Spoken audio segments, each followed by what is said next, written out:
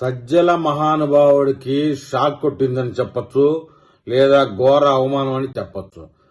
YCP రాజకీయ వ్యవహారాల రాష్ట్ర సమన్వయకర్త సజ్జల రామకృష్ణారెడ్డి పార్టీ సీనియర్ నాయకులను భారీ సవాల్ ఎదురైందండి.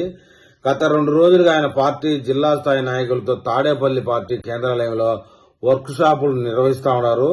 ఆ వర్క్ షాపులు నిర్వహించే టైంలో కొంతమంది కింది స్థాయి నాయకులు ఇక్కడ ఉండి చెప్పడం కాదు, జనాలు లేకొచ్చి మాట్లాడు అంటూ ముఖాన్నే మాట్లాడడం జరిగింది. పార్టీని ప్రజల్లోకి ఎలా తీసుకెళ్లాలి, ఏ విధంగా పార్టీ ఇమేజ్ పెంచాలి, జగన్ మరోసారి ముఖ్యమంత్రిని ఎలా చేయాలి, ఓటు బ్యాంకు తిరిగి ఎలా సొంతం చేసుకోవాలి అనే విషయాలను సజ్జల ఏదో 3వ తరగతి పిల్లలకి ఇచ్చిన క్లాస్ ఇస్తా ఉన్నారు. దీనికి జిల్లా స్థాయి నుంచి పార్టీ అధ్యక్షులు, కార్యదర్శులు అందరూ వచ్చారు. సోషల్ మీడియాలో ఈ విధంగా పార్టీ ఇమేజ్లు పెంచాలన్నారు. రియాలిటీగా పెరిగితే కదా సోషల్ మీడియాలో పెరిగితే సరిపోద్దనే అనుమానాలు కూడా వ్యక్తం చేశారండి.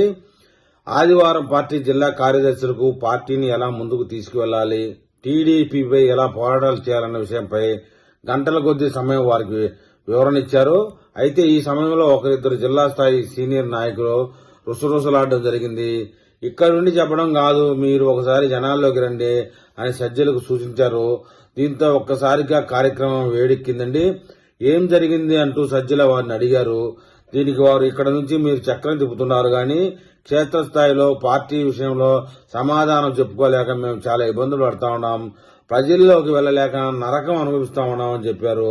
తూర్పు గోదావరి జిల్లాకు చెందిన 2 సీనియర్ నాయకులు మండిపడ్డం విశేషం. కూటమి ప్రభుత్వం చేస్తున్న ప్రతి కార్యక్రమాన్ని విమర్శించడం సరికాదని, ప్రజల్లో సానుభూతి ఉన్న కార్యక్రమాలను వదిలేయాలని, ప్రజలకు ఇబ్బందిగా ఉన్నట్టు మాత్రమే భుజాన వేసుకోవాలని కొందరు సూచించారండి. విద్యుత్ ఛార్జీలు పెరుగుతున్నాయి కదా, దీనిపై వైసీపీ మౌనంగా ఉంది. ఈ విషయంలో పోరాటం చేస్తే ప్రజలు కలిసి వస్తారని కొందరు చెప్పడంతో దీనికి సజ్జల ఉలిక్కబడి ఆసక్తికరమైన సమాధానం చెప్పడం జరిగిందట. విద్యుత్ ఒప్పందాలు మన హయాంలోనే జరిగాయని, ఇప్పుడు వాటి జోలికి వెళ్తే కూటమి ప్రభుత్వం తిరిగి మనల్నే టార్గెట్ చేస్తుందని ఆయన అభిప్రాయపడడం జరిగింది.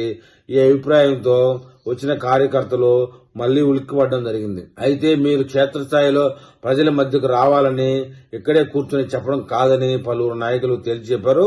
అనంతరం సజ్జల త్వరలోనే జగన్ ప్రజల మధ్యకు వస్తారని, జగన్ వెనకాల నేను వస్తానని వారికి సర్ది చెప్పడం జరిగిందండి. ఏది ఏమైనా సజ్జల అనే మహానుభావుడు పార్టీకి వెనకుండి పనిచేయాల్సిందే కానీ ముందుకొచ్చి పనిచేస్తే ఉన్న 11 సీట్లు పోయి 2-3 సీట్లు మిగిల్చుకోవడం తథ్యం అనేది కూడా అక్కడ వచ్చినటువంటి నాయకులు చెవులు కురుక్కోవడం విశేషం.